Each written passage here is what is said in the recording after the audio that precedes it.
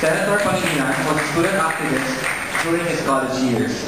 He was president of the UP Student Council and the first UP Board of Regent student member with voting power. Let's all welcome and listen to the talk of the Honorable Senator.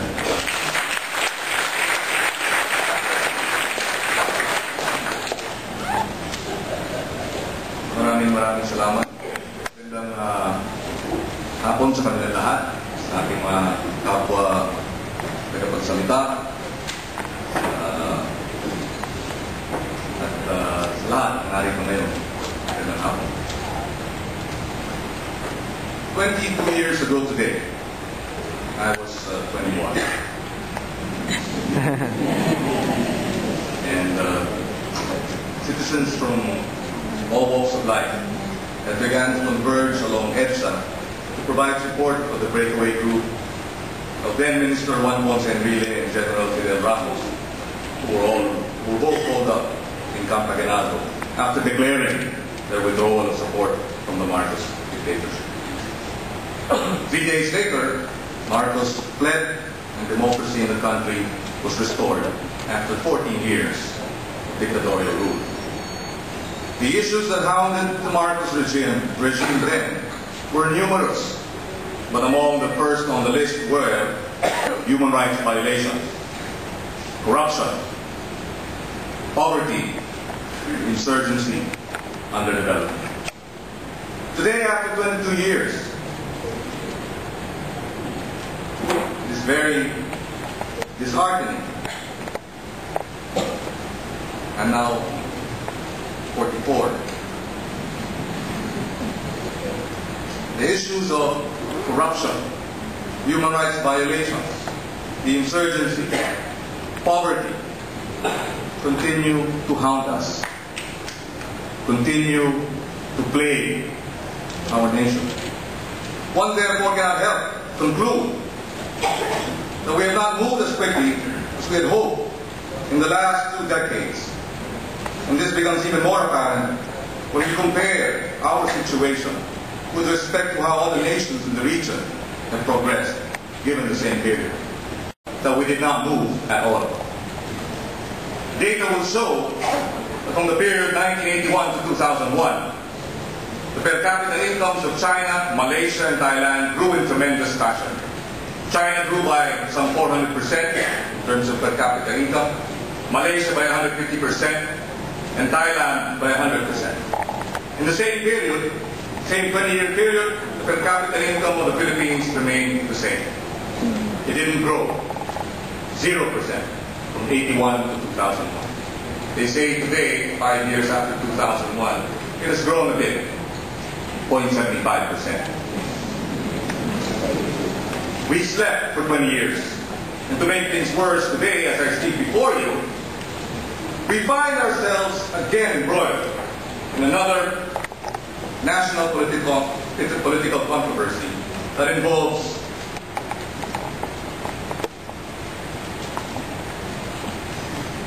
people in high office, if not the highest. The CTE-NTN scandal and what appears to be an attempt by cabinet officials or palace officials to silence, coerce, or to intimidate Mr. Losada from testifying in the Senate investigation have angered a great number of our people and have revived the calls for the resignation of President Arroyo. The issues that have arisen have given way to very disturbing questions. On the issue of contract overprice, President Arroyo knew of the 200 million bribery attempt as relayed to her by Secretary Neri. Allegedly, what did she do to prevent it? And what did she do to ensure that those who were involved were punished or to be punished? Obviously, the answer to that is, at the very least, we don't know. If it was truly overpriced, and she had knowledge of the overpricing, why was the contract approved, and why did she take the extraordinary steps to fly to China and be a witness to the approval of the contract, the signing of the same? On the issue of the alleged abduction of Mr. Losada, was the President aware of the incident? And if so, what was her participation in it? Why was the PSG in the premises? of the airport. These questions beg for answers. We all deserve the truth. We want to know whether or not the highest officials in the land have resorted to criminal acts, either to enrich themselves or criminal acts to conceal the commission of these illegal acts. We deserve to know if high officials in the land are involved in corrupt acts such as bribery and corruption and in the heinous crime of kidnapping, as well as the crime who became president of the United States. In a series of articles and discourses which are now known as the Federalist Papers, it was Madison's attempt at explaining the need for an accountable government and a government that must be safeguarded, or that safeguards must be put in place against abuses and excess.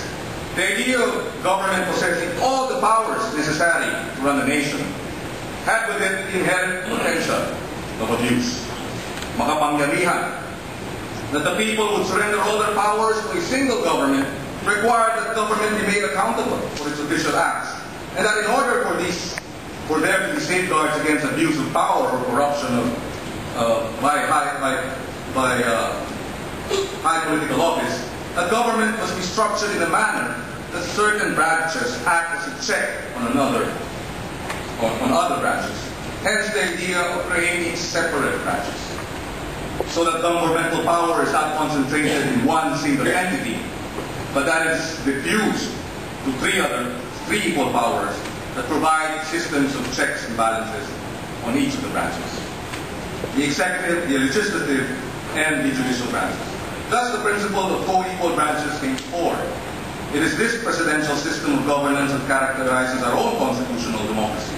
It must therefore be pointed out that the role of the legislature in a democracy can be separated into two primary roles. Firstly, of course, is the police power, or the power to enact laws that will promote the general welfare of the people. And secondly, as earlier mentioned, as a co-equal, to act as a check and balance on other branches.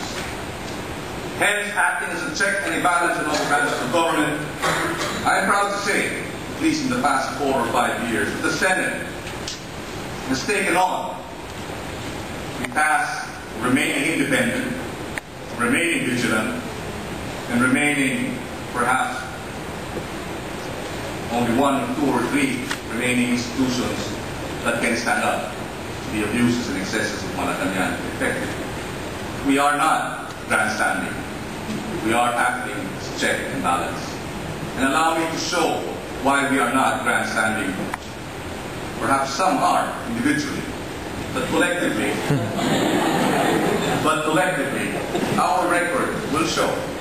In the 13th Congress, we stood up as the Senate as an institution, opposed several unconstitutional and illegal acts of the executive department.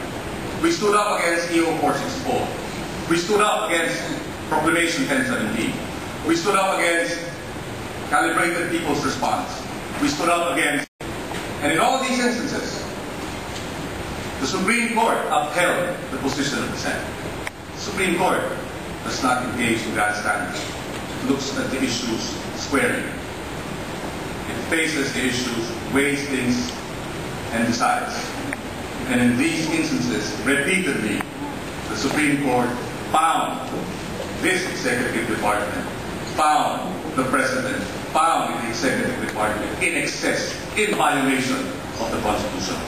That is precisely why you need an independent Senate to check on the wayward acts of this administration. And in the